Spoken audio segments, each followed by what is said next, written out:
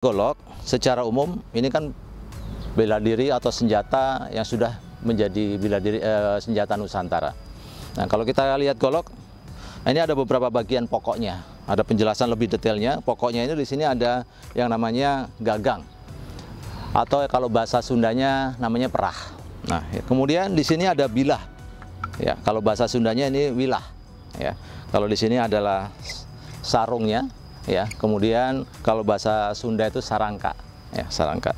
Nah, baik, ketika kita bicara golok, misalnya adalah perbedaannya. Kalau golok Betawi itu rata-rata panjangnya adalah 1 jengkal dengan ditambah 3 jari. Ini agak kelebihan sedikit. Ini kurang lebih 4 jengkal. Sekarang Betawi rata-rata begitu, ya, 3 jari, karena biar mudah untuk. Tapi kalau golok Sunda biasa lebih panjang, antara 40 sampai bahkan sampai 50 cm, makanya penggunaannya beda-beda.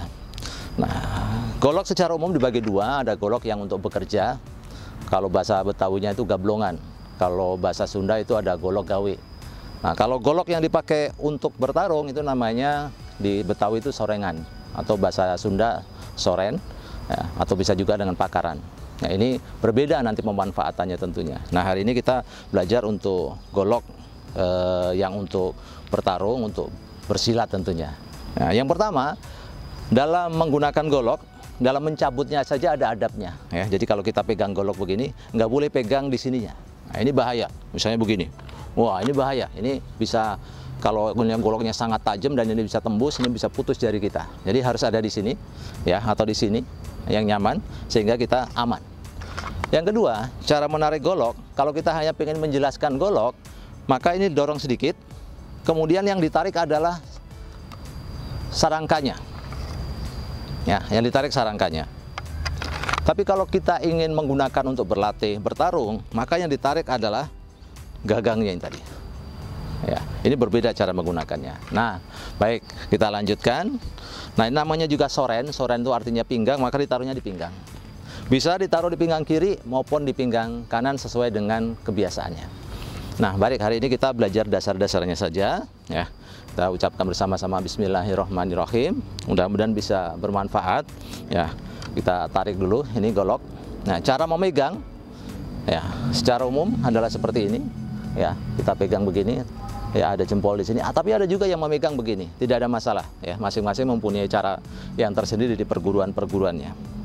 Nah, kemudian di dalam golok, ya, sebelum kita belajar putaran dan segala macam, kita kenalkan teknik-teknik yang biasa digunakan untuk golok. Dalam bentuk serangan, golok ini ada yang sifatnya adalah bacok, ya, dari atas ke bawah, ya, bacok. Nah, kalau sudah biasa nanti pakai putaran, ya.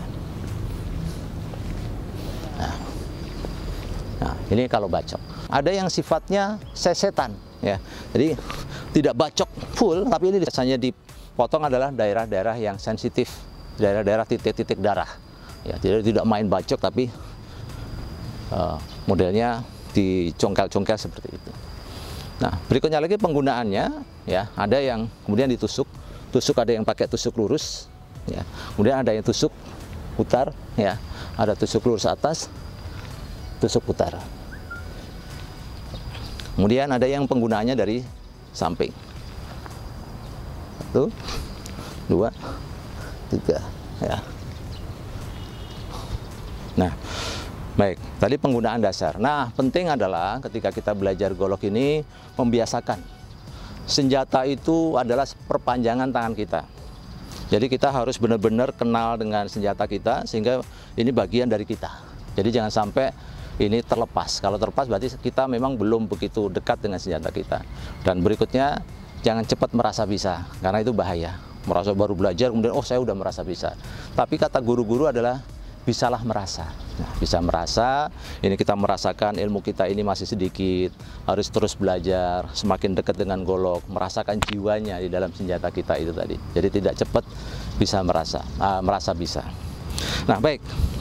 Yang pertama, ya, nanti pegangmu juga ada yang pakai jari, ada yang pakai di bilahnya sini, ya. Tapi bilah di sini biasanya di sini sudah dibikin tumpul sedikit, ya. Ada yang bisanya begini, ada yang pakainya begini. nggak ada masalah ya. Jadi masing-masing mempunyai ciri khas. Pertama adalah kita belajar putaran. Ya.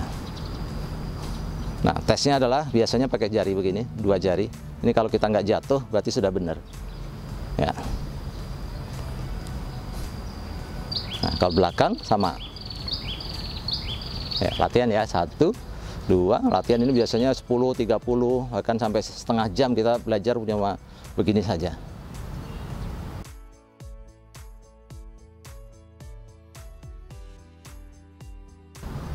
Hati-hati, makanya perlu pendek, kalau panjang nggak mungkin ya. Jadi ini pasti kena. Namanya golok, kalau panjang namanya pedang, lebih pendek lagi namanya pisau. Ya. Nah, nanti kalau udah bisa, maka putar di sini. Ya, perhatikan. Ini saya lebih condong menggunakan dua jari. Ya.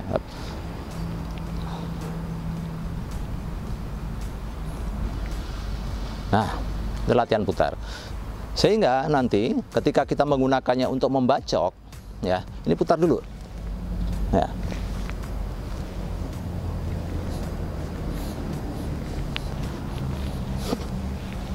Ya.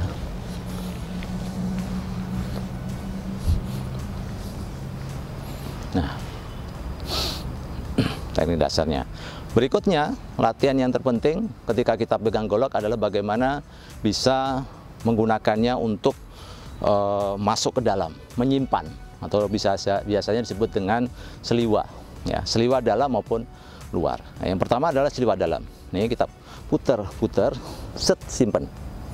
Nah, ini simpan. Ini simpannya posisinya adalah tajamnya di luar, dalamnya yang tumpul.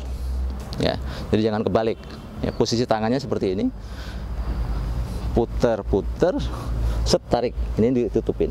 Nah, ini kalau untuk menyimpan ke dalam. Nah, kalau menyimpan keluar, ya, ini putar keluar, set. Nah, ya, muter lagi sana. Ya, ulang ya. Jadi putar keluar, putar jari kita, set. Kalau mau mengembalikan, tinggal diputar lagi. Ya, coba ini dulu, bisa dipahami belum kira-kira? Coba ya, putar, masuk, putar, keluar, putar, masuk, putar, keluar. Nah, berikutnya, putaran berikutnya adalah putaran depan. Kita bermain, ini gunakan sebenarnya selain putaran juga tipuan. Ya, ini tipuan dalam posisi tangan begini. Ya, ini berputar, set. Nah, membabat. Jadi misalnya habis set sana, ditipu ternyata tangannya begini, ini masuk lagi sana. Ya, pelan ya, dari sini, ini putar, set. Nah, ya, set. Nah, set. Nah, set. Nah, ada lagi putaran yang ke belakang. Sini, putar pelan. Nah, sini. Putar sana. Ya. Putar, set. Ini tajamnya ada di belakang kita. Ya. Belakang, putar. Atau putar, set. Nah, itu tadi, teman-teman. Dan pengen lebih jago, lebih hebat, di sini di Kampung Silat Jambang banyak guru-guru silat yang ahli dari segala macam bentuk senjata-senjata dan jurus-jurus. Ada 36 perguruan yang ada di sini. Silahkan kita datang ke sini untuk belajar. Terserah mau belajar silat apa, yang penting kita menjaga adab kita datang kepada guru, belajar, mencari barokahnya, mencari ilmunya. Tujuannya adalah agar silat semakin berkembang. Kita sebagai bangsa Indonesia bisa silat untuk menjaga diri, untuk kesehatan, dan juga bermanfaat untuk agama dan bangsa dan negara kita. Nah, itu saja. Mudah-mudahan Ramadan kita barokah, sukses bulan Ramadannya, ibadahnya, dan tentu semoga COVID-19 ini segera diangkat oleh Allah Subhanahu wa Ta'ala, sehingga kita seluruh umat dimanapun berada bisa ke dalam kondisi sehat walafiat. Terima kasih. Mohon maaf apabila ada kekurangan-kekurangannya. Assalamualaikum warahmatullahi wabarakatuh.